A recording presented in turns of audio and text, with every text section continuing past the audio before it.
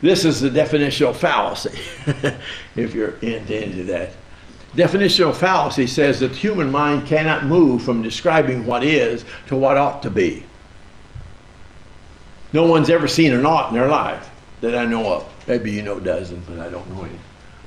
Science and education. Now, we do not have in the Western world compulsory education in Europe in the 19th century and not compulsory education in the United States in the 19th century. When did we start getting it? We said that this morning, but we get compulsory education in about the 19th and 20th century, but what was education for? We got to keep that in mind. We said that before, but I want to keep it in mind. What was education for? Who was educated and what for?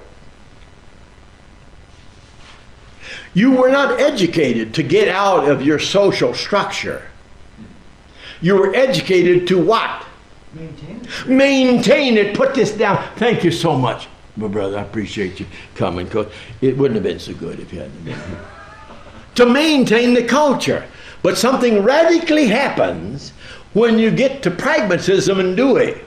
Now, in classical epistemology, there are three basic theories of epistemology. That's a theory of knowledge. How does anybody know anything? One's correspondence, and that means there's correspondence between language and reality. And all languages are polyvalent. They mean lots of things. But they're context specific, but not context bound. Or the human mind couldn't what? Grow. It does grow, so it's possible, I guess. Now, most people don't grow, but that's no proof that it can't grow. Huh? Okay? So correspondence is completely horrific to the postmodern and to the neoconservatives and neo-evangelicals. They hate with a passion correspondence theory. They love the Bible, but hate propositional revelation. You want to work on that for me some? They can't do both. Not unless they're insane. Yeah.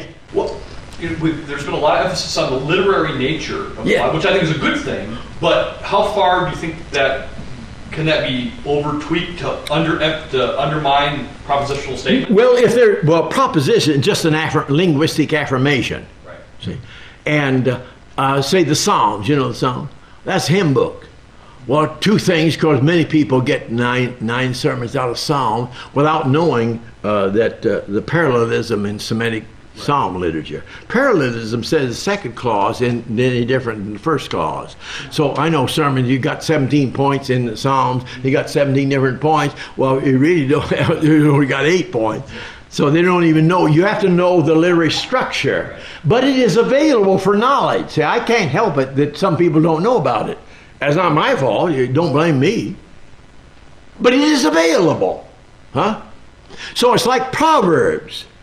Now, like the book of Job.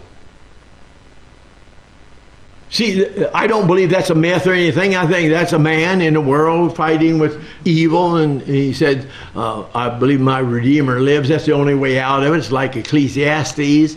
Nothing means anything. That's the postmodern world. Nothing means anything. And they went through what? They went through beauty. They went through sex. They went through education. They went through wealth. And it didn't work.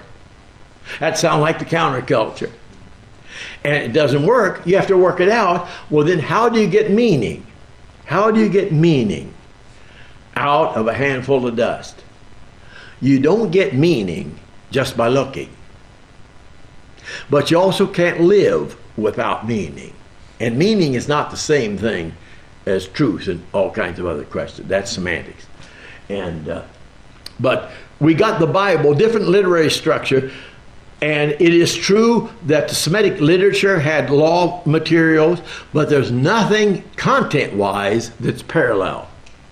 But literary form, yes indeed. Both the literature in the Old Testament and the literature in the New Testament. They've got epistles, they're saying, got historical books, yes, but the content is exactly, completely at variance. So I don't determine, the literary form doesn't determine the content of the message. Literary form is just a vehicle for transmission. And Numa Alish. Huh?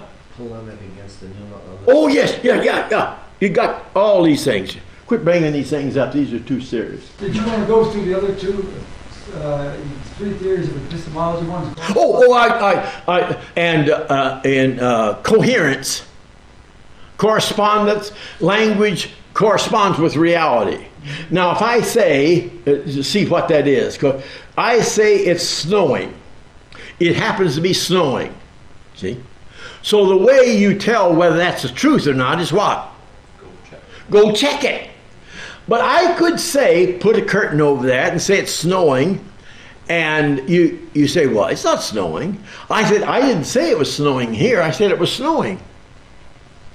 See what you could interpret what say. I didn't say it was snowing outside. I said it's snowing in the Alps. It's snowing Colorado mountains. It is. But in the context, in communication context, you would think I meant what?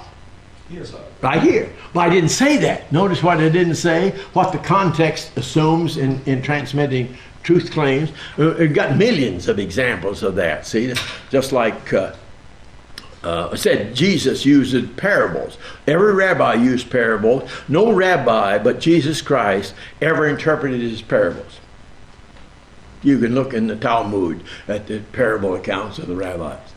But they came to Jesus and said, what on earth do you mean? Now, it isn't over words, because the words are simple enough. You could get A in the Greek text of every word in the parables without knowing the meaning of the parable. Because its meaning is only in the structure of the parabolic form. Parabola is to bring something along. Do some comparison. But when Jesus interpreted, that is the only example in Jewish literature of a rabbi interpreting his own parables. And then, if it's so easy, how come his own disciples asked him what he was talking about? And then why would he have answered them? He said, well, you're too dumb. You got your brain dead, and you got IQ shoe size, so there's no point me talking to you. Oh, they're trying to break in, I think. Correspondence, consistency, correspondence, coherence, and pragmatism. I got to get to that, so you stand guard over me till I get there.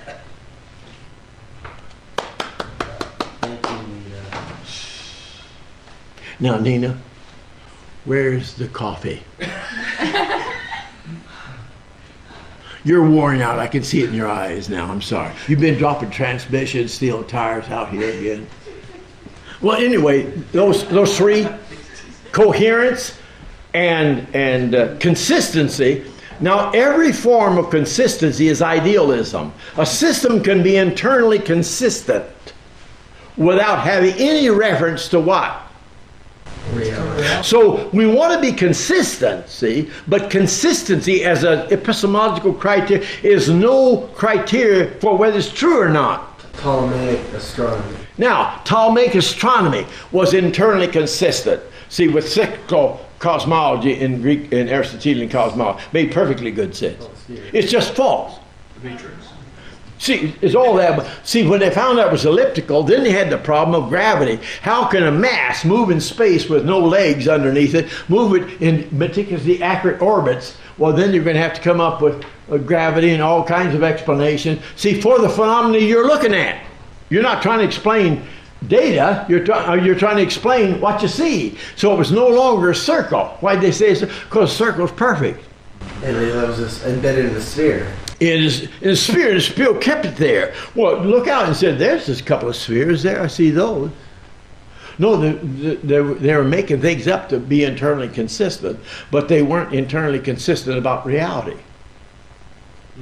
See, I think Hinduism and Buddhism and Shinto is internally consistent.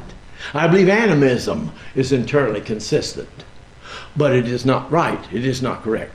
It would be fair to say that internal consistencies are necessary but not sufficient. Now, this is very good. Very good you bring this up. Just like I no longer technically cause about cause. I talk about jointly sufficient condition. And if it's going to rain, then you have to have moisture and temperature. You have to have conditions. And I want to describe the conditions. If you have ice, then you got moisture and temperature and condition to get ice. But you can have moisture without having ice. You know that. And if it's high enough, the ice may come down and knock holes in your car, see? And down on the ground, it may be warmer than that, but it doesn't come from there. It comes several thousand feet in the air. Well, anyway, that's correct. That's more. Write that down so I don't forget that.